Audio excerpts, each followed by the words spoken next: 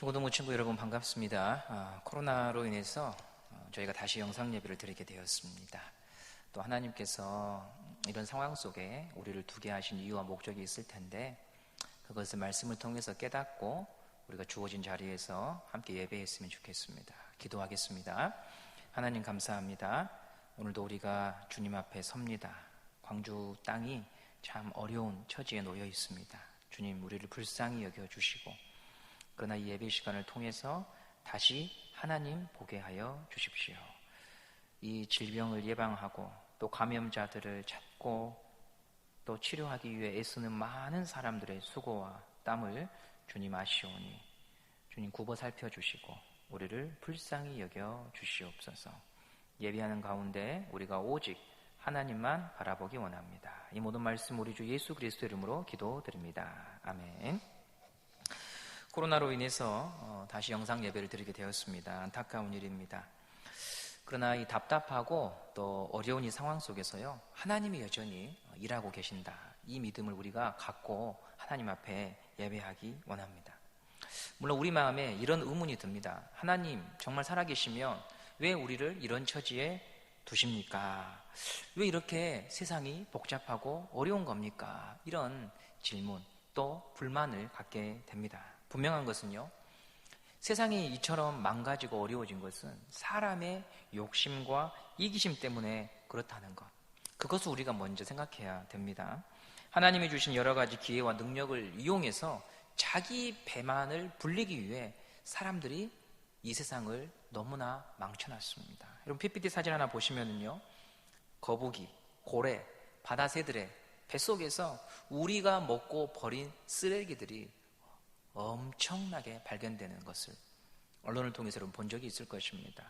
바다에서 죽은 고래 뱃속에 엄청난 양의 플라스틱 제품이 있었다는 것, 이 누구 책임일까요, 여러분?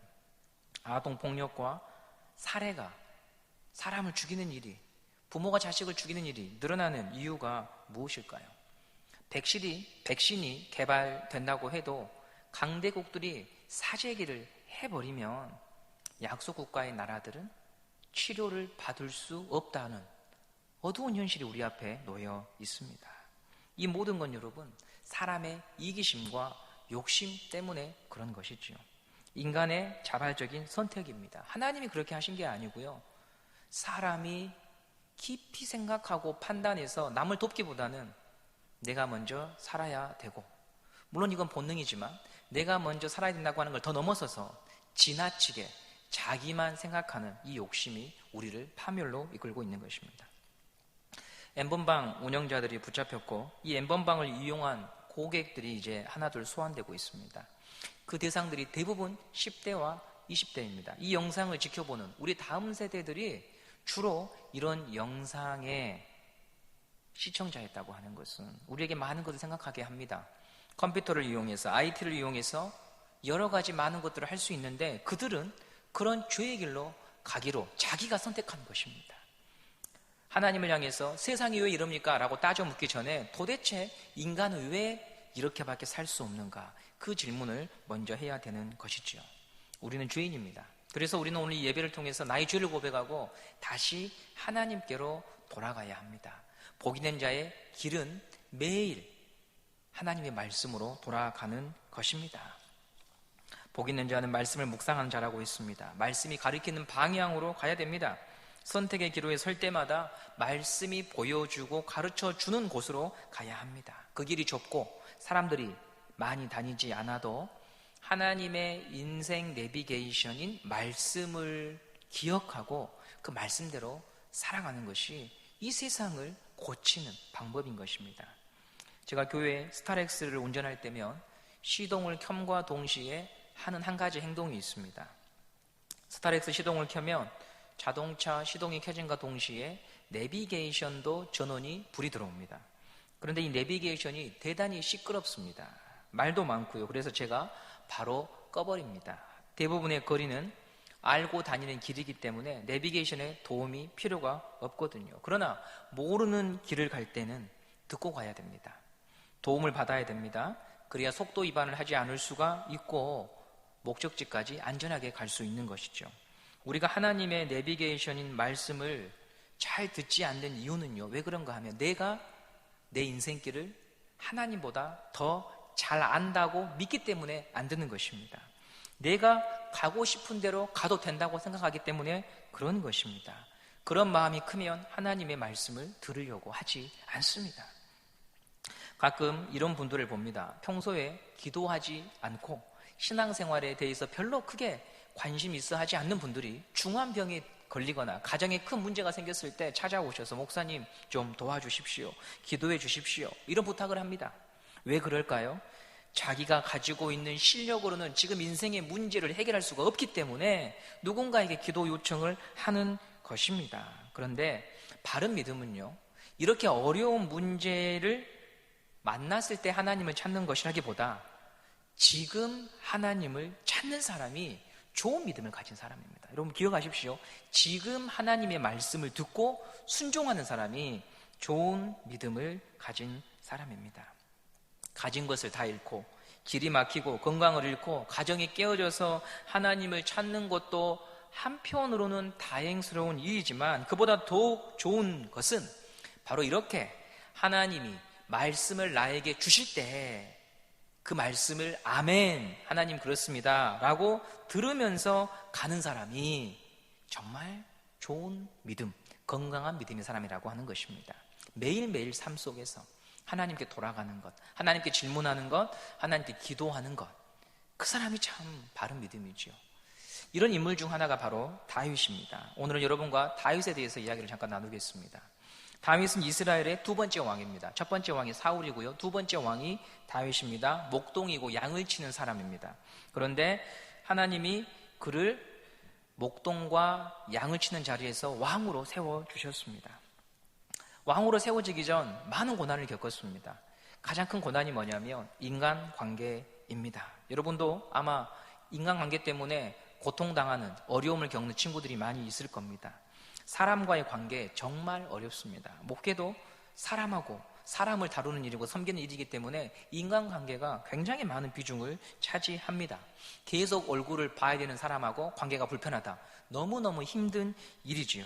다윗은 누구와 불편했는가 하면 자기보다 먼저 왕이 된 사울왕과 관계가 불편했습니다. 사람들이 사울보다 다윗에게 관심이 있으니 사울은 시기했고 질투했습니다. 근데 여러분, 사울이 나빠서 그런 것이다라고 생각하지 맙시다. 왜냐하면 내가 사울의 입장이 되면 나는 사울과 달라라고 할 수 있는 사람이요 거의 많지 않습니다. 교회에서 임원 선거했는데 내 친구와 내가 올라갔는데 그가 나보다 더 많은 표를 얻는다. 우리 마음에 어떤 마음이 일어날까요? 나보다 후배인데 그에게 더 많은 사람들이 표를 줬다. 내 마음에 과연 감사가 일어날까요? 그를 향한 인정하고 싶은 마음이 일어날까요? 그렇지 않습니다. 그렇지 않습니다. 우리도 우리 안에 사울의 마음이 있는 것입니다. 사울은 이 마음이 점점 커져서 사울을 집어삼키게 됩니다. 다윗이 블레셋 거인 장수 골리앗을 죽이고 마을로 돌아올 때 사람들이 이렇게 말하죠. 사무엘상 18장 6절 8절 말씀 함께 보겠습니다. 무리가 돌아올 때 곧 다윗이 블레셋 사람을 죽이고 돌아올 때에 여인들이 이스라엘 모든 성읍에서 나와서 노래하며 춤추며 소고와 경쇠를 가지고 왕 사울을 환영하는데 여인들이 뛰놀며 노래하며 이르되 사울이 죽인 자는 천천히요 다윗은 만만이로다 한지라. 자, 사울을 환영하는 경축 행사에서 사울은 천천히고 다윗은 만만이다라고 노래합니다. 사람들의 마음이 왕인 나 사울에게 있지 않고 다윗에게 있다고 하는 이 사실이 사울을 불안케 하고 염려케 하고 질투케 하고 미움을 갖게 한 것입니다. 이 일로 인해 사울은 다윗을 없애야겠다라는 쪽으로 점점 한 발짝 갑니다. 예수님께서 누구든지 사람을 미워하는 자는 살인한 자라고 말했던 그 말씀이 바로 이런 본문과 일치가 되는 것이지요. 다윗은 살기 위해 도망칩니다. 이 세월이 여러분 하루 이틀 1개월 2개월이 아니고 10수년의 세월을 사울을 피해서 도망 다닙니다. 한 사람과 내가 관계가 1년 2년 불편해도 찐이 빠집니다. 그런데 10수년 동안 그 사람이 나를 미워한다. 얼마나 힘든 일이겠습니까? 혹시 오늘 누군가와 불편한 관계 속에서 어려움을 겪는 친구들이 있다면 사울의 길로 가지 마시고 다윗이 어떻게 이 어려움을 극복했는가, 그것에 대해서도 여러분 한번 들어보시기를 바랍니다. 오늘 본문이 사무엘상 23장 본문인데요, 다윗이 한 곳에 거주할 수 없어서 이곳저곳 피해서 도망칩니다. 사울이 이스라엘 전역에서 용맹한 특공대, 무사를 선발해서 다윗을 추격하도록 합니다. 다윗은 수배자지요. 다윗이 오늘 본문에서 숨어 들어간 곳이 사무엘상 23장을 보시면 1절에 그윌라라고 하는 곳입니다. 그윌라로 피난처를 택한 이유는 왜 그런가 하면 사울의 손이 최대한 미치기 어려운 것이 어디인가를 생각했을 때 블레셋과의 국경 지역, 그 국경 지역까지 도망친 것입니다. 우리나라 수배자들이 도망칠 때 어디로 많이 도망치느냐? 강원도, 강릉 이런 곳으로 갑니다. 자기가 있던 곳에서 최대한 멀리 떨어지면 안전하다고 생각을 해서 먼 땅으로 가는 것이죠. 그런데 한 가지 사건이 발생했습니다. 다윗이 숨어든 이 그일라라고 하는 땅에 전쟁이 발생합니다. 블레셋이 이 땅에 침공해서 들어온 거예요. 인생이 참 쉽지 않아요. 하나 피하면 또 하나가 터지는, 한 산을 넘으면 또 한 산이 있는 그런 것이 인생입니다. 다윗은 지금 도망자이고요, 코가 석자입니다. 그런데 여러분 23장 1절 말씀 한번 보시겠습니다. 23장 1절입니다. 사람들이 다윗에게 전하여 이르되 보소서, 블레셋 사람이 그일라를 쳐서 그 타작 마당을 탈취하더이다. 다윗이 도망칠 때 혼자 도망쳤었는데 도망가는 시간이 길어지면서 다윗을 따라다니는 사람들이 점점 늘어났습니다. 그리고 그 사람들 중에 어떤 사람들은 망을 보고 정보 요원이 있겠죠. 지금 보니까 블레셋이 우리 그일라를 침범했습니다. 우리가 지금 숨어 들어있는 이 영토에 블레셋 군들이 와가지고 그일라 사람들을 약탈하고 있습니다. 이런 정보를 다윗에게 말해준 거예요. 2절 말씀 보도록 하겠습니다. 2절. 이에 다윗이 여호와께 묻자와 이르되 내가 가서 이 블레셋 사람들을 치리이까? 여호와께서 다윗에게 이르시되 가서 블레셋 사람들을 치고 그일라를 구원하라 하시니. 자, 다윗이 이런 어려운 상황에 하고 있는 행동이 뭔가 보십시오. 기도하고 있다고 하는 거예요. 하나님께 기도합니다. 내가 가서 이 블레셋 사람들을 치리이까? 내가 가서 저 그일라를 괴롭히는 블레셋 사람들을 치리이까? 이건 여러분 말도 안 되는 이야기입니다. 지금 자기는 도망자입니다. 도망자. 자기 코가 석자인 주제에 당시 최고의 군사력을 가지고 있던 블레셋 군과 싸우겠다. 제정신이 아닌 거죠. 원래 우리가 다윗의 입장에 처하면 저는 여러분 이렇게 기도할 것 같습니다. 주님, 사울이 저를 10수년간 쫓아오는 것도 억울해 죽겠는데 내가 도망친 이곳에 블레셋 군대까지 찾아와서 우리를 위협하는 것, 하나님이 살아계시면 저한테 이럴 수 있습니까? 저한테 기름 부어서 저를 왕으로 세우겠다고 말씀해 놓으셨고는 저를 이렇게 도망치도록 제 인생을 어렵게 하시면 됩니까? 이런 짜증, 이런 원망이 터져나오지 않겠습니까? 그런데 여러분, 다윗은 그런 기도를 하지 않아요. 이 그일라 사람들이 지금 어려움에 처했다. 내가 저들을 도와야겠다. 하나님, 제가 저들을 도울까요? 이런 마음을 갖고 있는 거예요. 사울과는 너무나 다른 마음이잖아요. 사울은 지금도 무슨 마음을 갖고 있습니까? 내가 다윗을 죽여야 내 왕권이 공고히 된다. 이런 마음을 갖고 있는데요. 다윗의 모습에서 찾아볼 수 있는 교훈이 뭐냐면 다윗은 항상 이처럼 하나님께 물었습니다. 갈등이 올 때 어떻게 해야 될지 모르는 상황에 놓였을 때 그 상황에 따라서 움직이는 게 아니라 하나님께 기도하고 하나님께 물었다는 거예요. 저 길이 분명히 쉬워요. 가만히 블레셋 군들에게 들키지 않도록 가만히 목숨을 보존하기 위해 있으면 되는데, 그게 아니라 하나님, 제가 그일라 사람들을 도와야 되는 거 아닙니까? 블레셋 군대를 칠까요? 이렇게 하나님께 물으며 기도한다는 거예요. 하나님의 뜻이 어디 있는가?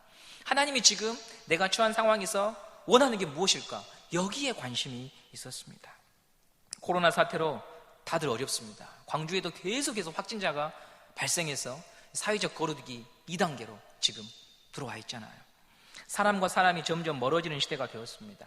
시대가 어려우면 사람은 냉정해집니다. 자기만 생각합니다. 마스크 사재기, 물품 사재기가 왜 일어납니까? 내가 살아야 되니까. 그런데 코로나는요, 우리에게 한 가지 중요한 교훈을 줍니다. 사람이 행복하려면 모두가 다 행복한 길로 가야 된다고 하는 겁니다. 무슨 말이냐? 예를 들면 우리 이웃이 코로나에 감염되지 않고 건강해야 나도 건강할 수가 있는 겁니다. 우리 아파트 이웃이 감염되었다. 그러면 그 사람이 어떤 비싼 아파트 살고 있어도 전체가 다 불안 속에 살 수밖에 없습니다. 예전에는 그렇게 생각하지 않았습니다. 특별한 사람들끼리만 모여서 우리끼리 잘 살면 된다. 우리 집만, 내 자녀만 안전하면 된다라고 생각했는데요. 그런데 코로나는 그런 생각들을 깨부셔버립니다. 다 건강하고 다 잘 살아야, 다 행복해야 진짜 행복할 수 있구나. 이것을 생각하게 만든 것입니다. 미국에서 하루에 10,000명 정도 코로나 환자가 발생하고 있습니다. 브라질, 멕시코에서 기하급수적으로 늘어나고 있습니다. 이런 상황에서 한국이 아무리 잘 대처해도 두려움과 공포 속에서 살 수밖에 없어요.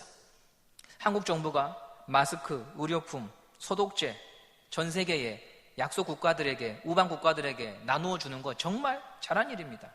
모든 나라가 회복되어야 우리나라도 안전하게 살 수가 있는 것입니다. 그런데 여러분, 미국 트럼프 대통령은 이번에 코로나 치료제로 알려진 람데시비르 이 약품을 3개월치를 자기가 사재기해버렸다 이러면서 자랑했습니다. 이건 대국의 지도자의 품모가 아닙니다. 이건 지혜가 없는 것입니다.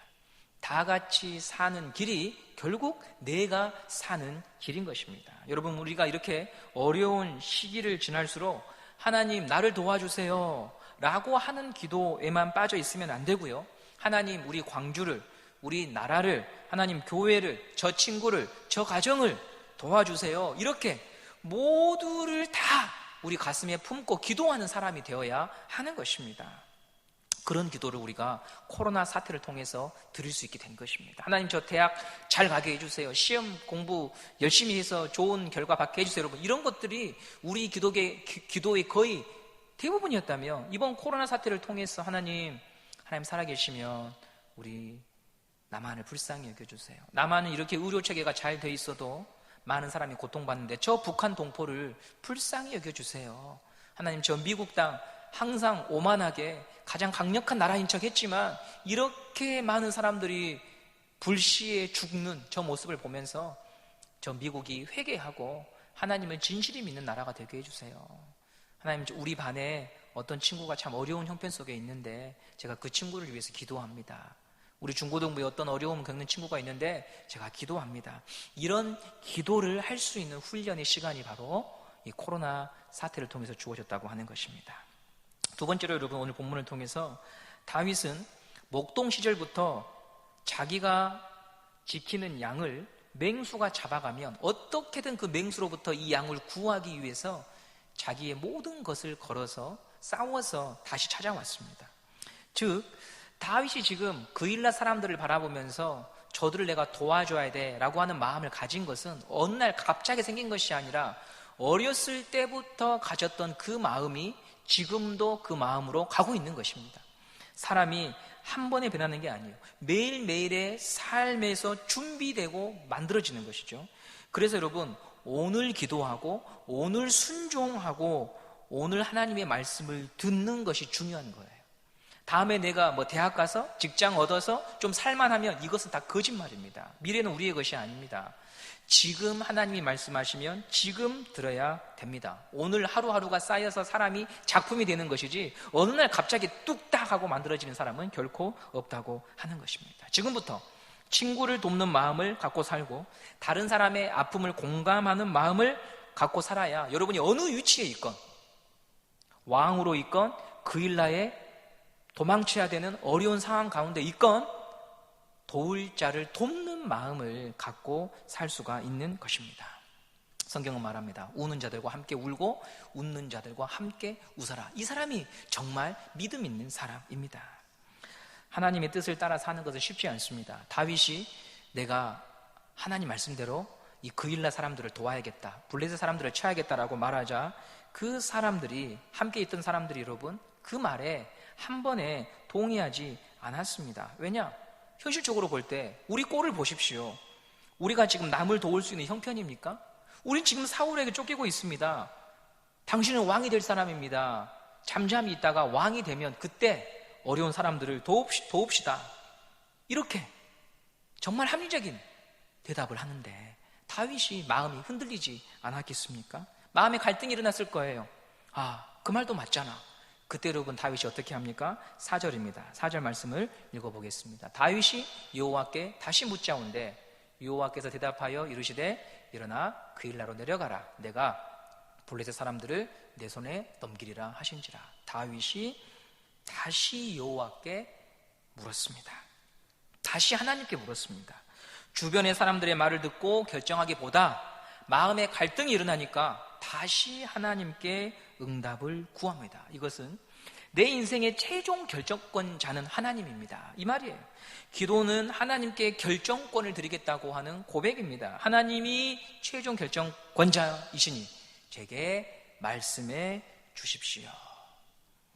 다윗과 지금 함께한 사람들은요, 다윗과 생사고락을 함께한 사람들입니다. 가족보다 더 친밀한 사람들입니다. 그러므로 이들의 충원과 권면을 무시한다고 하는 것은요, 쉬운 일이 아닙니다.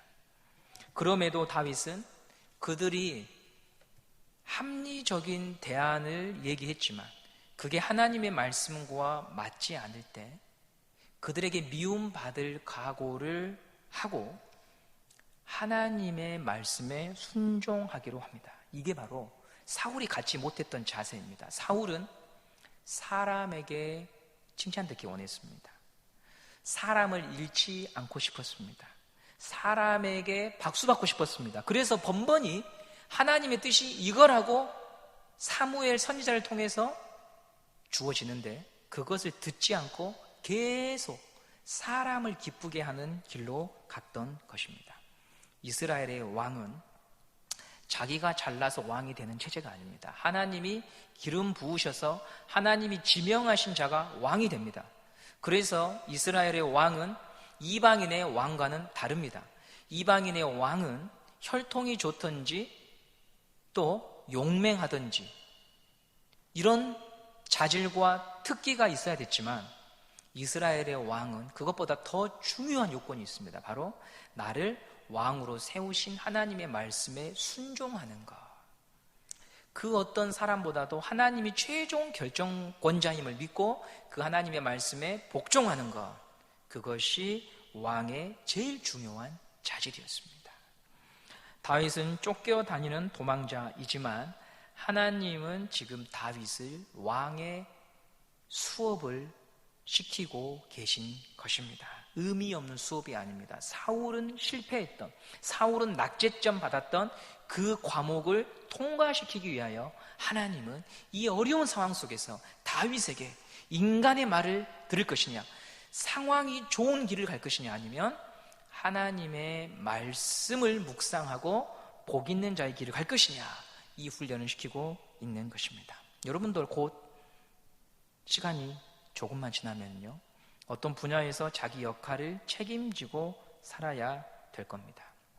그때 상황이 보여주는 길, 사람들이 나한테 제시하는 길, 그리고 말씀이 가리키는 길이 있을 겁니다. 그때 여러분들이 어떤 선택을 할 것인가? 그것은 그날 그 현장에 떨어져 봐야 아는 것이지만 실은 오늘 여러분이 하는 선택이 연결되지 그때 갑자기 바뀌는 것은 절대 아닙니다.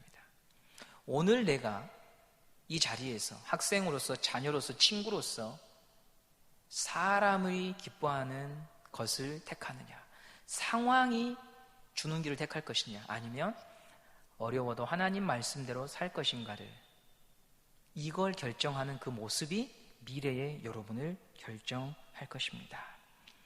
하나님께 묻고 들으십시오. 하나님의 인생 내비게이션 말씀을 듣고 그 말씀을 새기면서 그 말씀이 지시하는 방향으로 가는 훈련을 하십시오. 때때로 이 다윗처럼 억울한 길을, 억울한 환경을 만날 때도 있을 것입니다. 그러나 그 억울함마저도 하나님이 나를 더 귀하게 빚어가기 위한 시간이 될 것을 믿으십시오. 사울이 왕인 것 같지만 실은 다윗이 왕입니다. 사울은 블레셋으로부터 이스라엘을 구원해야 되는데 지금 누가 이스라엘 백성 그 일날을 구원하려고 합니까? 다윗이 구원합니다. 곧 다윗이 왕인 것입니다. 다윗이 왕의 역할을 하고 있는 것입니다. 여러분 기억하십시오. 하나님의 말씀에 순종한 자를 통해 하나님은 일하십니다. 지금 내 환경이 결코 좋아 보이지 않아도 그것 때문에 좌절하지 마십시오. 하나님이 여러분의 삶을 인도합니다. 이번 한 주간도 복 있는 사람이 되길 바라고요. 여러분 옆에 여러분이 도와줘야 될 친구들이 있다면 김밥 하나라도 같이 먹고 사주고 이야기를 들어주고, 또 나와 친했지만 카톡 차단이 된 친구들이 있다면 그런 친구들을 향하여 원망하기보다 여러분이 그들을 사랑하고 용납해주고 먼저 다가가는 사람이 되기를 바랍니다. 그것이 승리자이고 복 있는 자의 인생입니다. 기도하겠습니다. 하나님 감사합니다. 코로나로 인하여서 얼굴을 마주하고 예배할 수 없지만 이런 상황 속에서도 하나님을 인정하고 감사하며 예배하기 원합니다. 오늘 주신 말씀처럼 날마다 하나님께 물어보는 자가 되게 하시고 듣는 자가 되게 하시고 아버지의 말씀이 가장 지혜롭고 현명한 길이요 살 길이라고 하는 것을 믿고 살아가는 자가 되기 원합니다. 우리 친구들에게 말씀해 주시고 다윗처럼 갈등적인 상황을 만날 때 기도하며 하나님께 물으며 하나님의 최종 결정권자라고 하는 것을 인정하며 사는 자가 되게 하여 주십시오. 광주 땅이 참 어렵습니다. 주님 불쌍히 여겨 주십시오. 일곡중앙교회에 확진자가 있음으로 말미암아서 교회가 큰 어려움에 처해 있습니다. 주님 우리에게 지혜를 주시고 아버지 이러한 때에 우리가 지혜를 가지고 하나님을 섬기고 예배하기 원합니다. 질병관리본부와 정부를 기억하여 주시고 하나님 또 그리고 미국과 수많은 나라에서 많은 사람들이 죽어가고 있습니다. 하나님 나라의 지도자들이 그저 외적인 강대국이 되기를 원하는 것이 아니라 국민들을 잘 살피고 섬기는 지도자들 되게 해주시기를 원합니다. 특별히 기독교를 표방하는 많은 나라들이 그것을 겉으로만 치장하는 데 쓰는 것이 아니라 정말로 국민을 사랑하고 약자를 보호하고 그들을 위해서 정책들을 개발해내는 그런 길로 가게 하여 주시옵소서. 오늘 예배드린 우리 모든 친구들과 교사들 위해 함께 하실 줄 믿사오며 이 모든 말씀 우리 주 예수 그리스도 이름으로 기도드립니다. 아멘. 여러분 감사합니다. 또 한 주간 답답한 상황 속에 우리가 놓여 있을 수 있지만 그럼에도 하늘은 열려 있고 하나님 우리를 지키시고 인도하십니다. 꼭 믿고 기도하며 말씀을 마음에 새기며 살아가는 한 주 되기를 바랍니다. 광고는 우리 제갈원 형제가 영상으로 띄우도록 하겠습니다. 감사합니다.